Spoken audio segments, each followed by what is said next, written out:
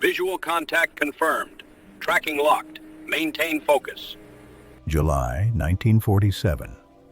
The United States was only 2 years removed from World War II, yet the country was already learning how to live inside a new kind of fear. The atomic age had begun. The Cold War had not yet been named, but its shadow was already stretching across military offices, air bases, and classified filing rooms. Radar technology was still primitive. Long-range detection systems were unreliable. Pilots relied more on instinct than instruments, and most importantly, there was no established language for the unknown. When something appeared in the sky in 1947, there was no protocol for disbelief. In the early morning hours of July 4th, rancher William Mack Brazel stood in a dry field outside Roswell, New Mexico, staring at debris scattered across his land.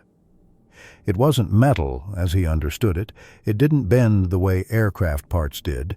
Thin sheets shimmered under the desert sun, impossibly light, yet resistant to tearing or burning. At first, Brazel thought it might be a weather balloon. That explanation made sense. Until it didn't. The material didn't behave like rubber. The fragments showed no signs of combustion, and some pieces appeared to snap back into shape after being crushed. 2 days later, Brazel contacted local authorities. By that afternoon, the Roswell Army airfield was alerted. What followed would become one of the most carefully edited narratives in American history. On July 8, 1947, the U.S. Army issued a press release that stunned the nation. The Army Air Forces has recovered a flying disc. Newspapers across the country ran the headline. Radios repeated it hourly. For a brief moment, less than 24 hours, the U.S. military acknowledged something extraordinary. Then, the story changed. Within hours, the statement was retracted. The flying disc became a weather balloon. The debris became ordinary materials. The excitement became embarrassment. Officially, the incident was closed. Unofficially, it had only begun. Because something inside the Air Force fractured that day, not in the sky but on paper. Internal memoranda from 1947 reveal a sudden shift in classification language. Reports that once used descriptive terminology began adopting vague phrasing. Words like unknown, unidentified, and non-conventional were replaced with misinterpreted, erroneous, and atmospheric. This was not coincidence. It was standardization. By late July, Air Material Command at Wright Field, what would later become Wright-Patterson Air Force Base, had begun quietly collecting reports from pilots, radar operators, and air traffic controllers across the country. Many of these reports described the same thing: objects moving at speeds beyond known aircraft capability. Sharp angle turns without deceleration, no visible propulsion, no sound. The Air Force did not deny these reports internally. Instead, they reorganized them. Files were separated. Some were archived under Project Sign. Others disappeared entirely. And in at least 3 cases, field officers were instructed to revise their written statements after submission. One such officer later wrote, in a declassified letter from the 1970s, "We were told not to describe what we saw. We were told to describe what it could be." That instruction marked a turning point. 1947 was not the year the U.S. encountered something unknown. It was the year the U.S. learned how to manage uncertainty.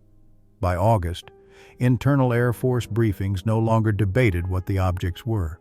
They focused on how the public would react if the objects were acknowledged as real and unexplained. Psychological impact assessments began circulating between intelligence units. One briefing warned that widespread acknowledgement could lead to mass anxiety, erosion of institutional trust, and challenges to centralized authority.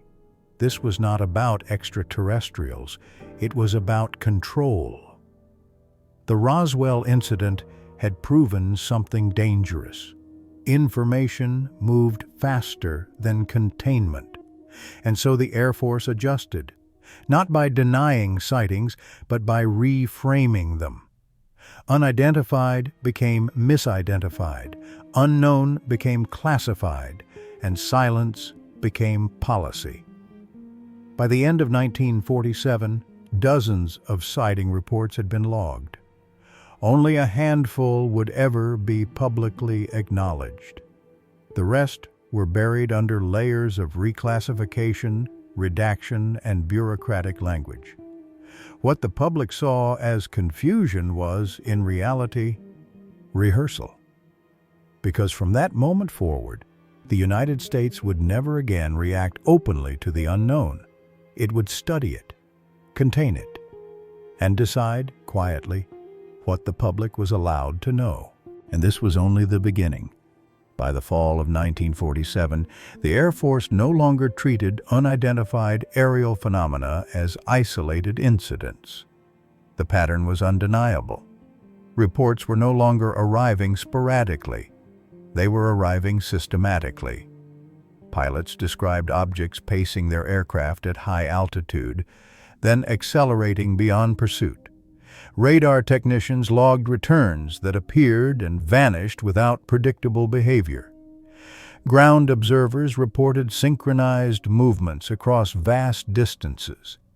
None of this fit existing aviation models.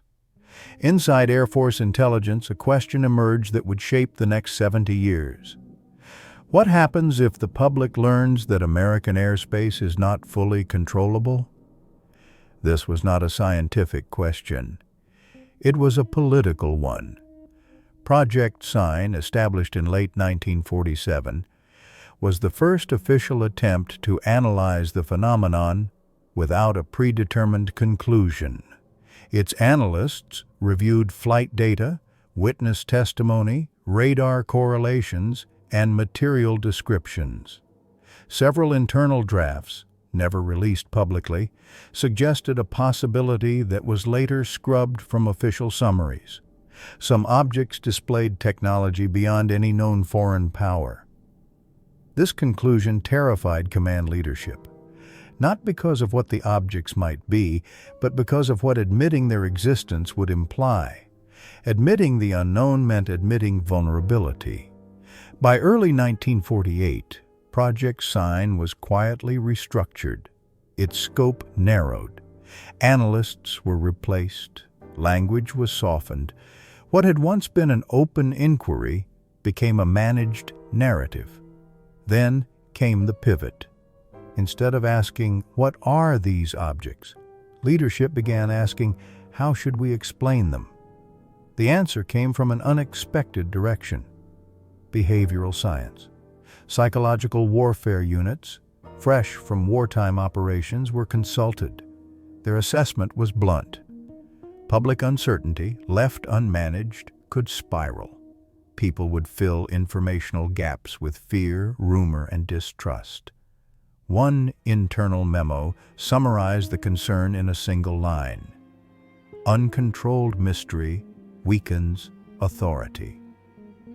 From that moment forward, the Air Force's approach changed completely. The solution was not disclosure. It was normalization. Sightings would be explained quickly, confidently, and consistently, even if the explanation was incomplete.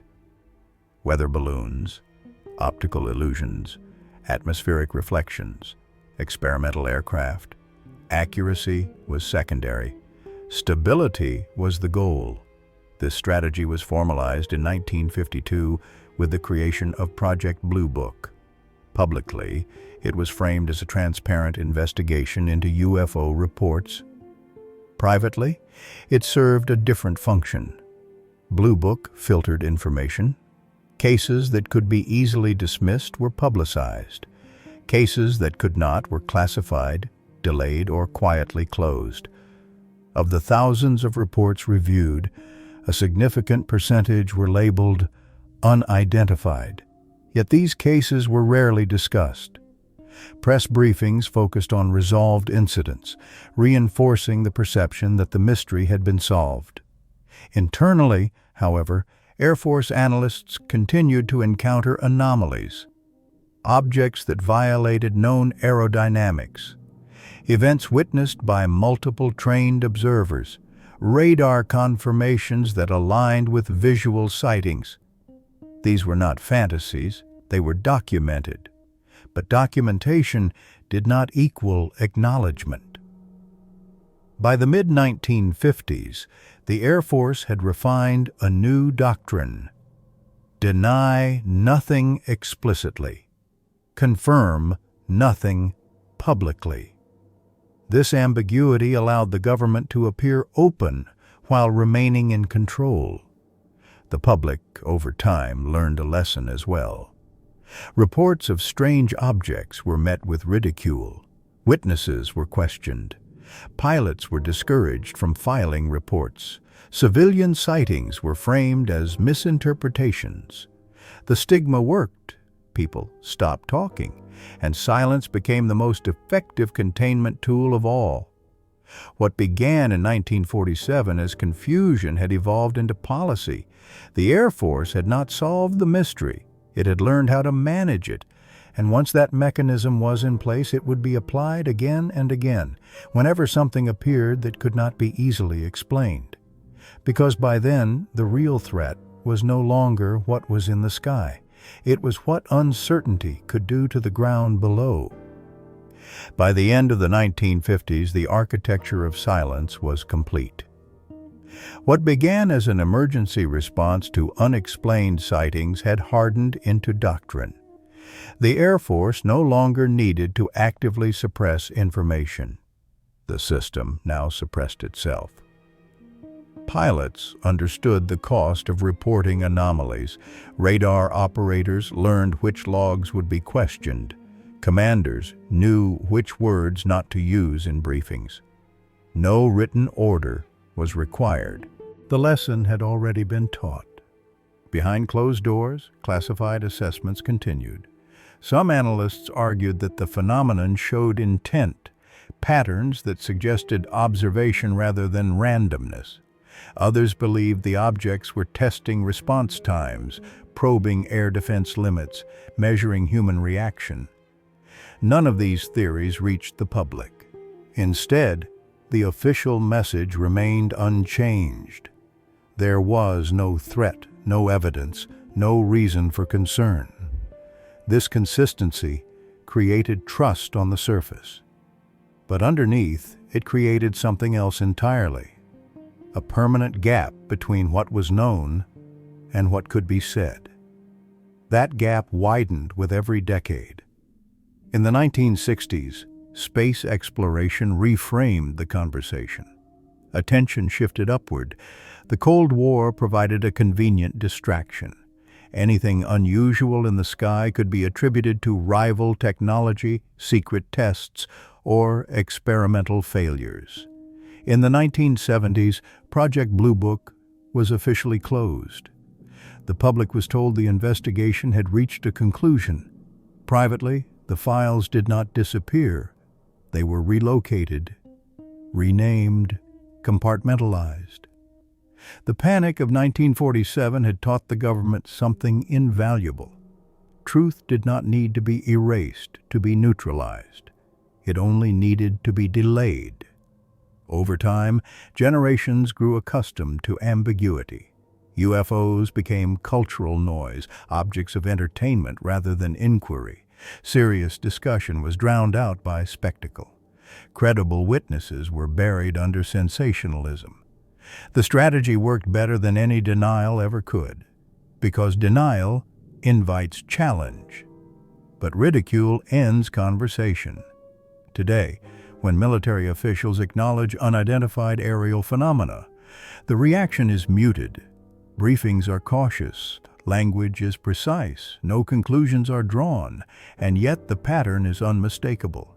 Controlled admission, limited transparency, no context, exactly as it began. 1947 was not the year America discovered something in the sky. It was the year America discovered something about itself. That information could be shaped. That uncertainty could be managed. That silence could be engineered and sustained. The object that crossed the desert that summer may never be fully identified, but its impact is undeniable, because after that year, every unexplained event followed the same path. Initial confusion, rapid classification, public reassurance, long-term silence, and silence, repeated often enough, becomes normal. We still look up, but we do so differently now, not searching for answers, but measuring how much is being left unsaid. 1947 wasn't about what appeared in the sky. It was about what changed on the ground. That was the moment institutions learned they could control the unknown. Not by explaining it, but by deciding when it would be explained. What do you think was lost in that decision? Share your thoughts in the comments, because this matters. The stories on this channel are not isolated incidents.